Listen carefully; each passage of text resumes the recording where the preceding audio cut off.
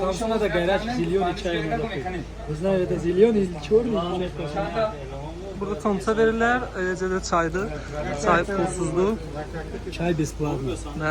Здесь вот на ходу пойдешь, покушай и поедешь дальше. Ну здесь не город, видишь, там все гора. Nədə? Və təndirdə pişir. Это своего родителя взял. Давай, приятного, брат. Spasibo. Dadına baxıb sizə də bildirəcəm dadını. Все хорошо.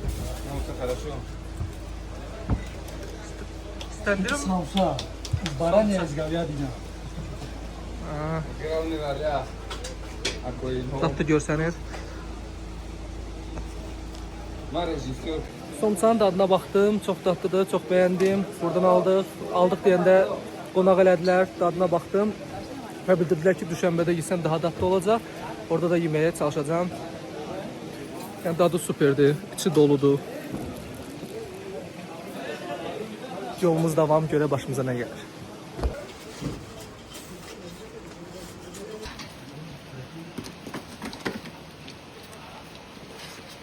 Там можно только ближе подойди и снять его без проблем.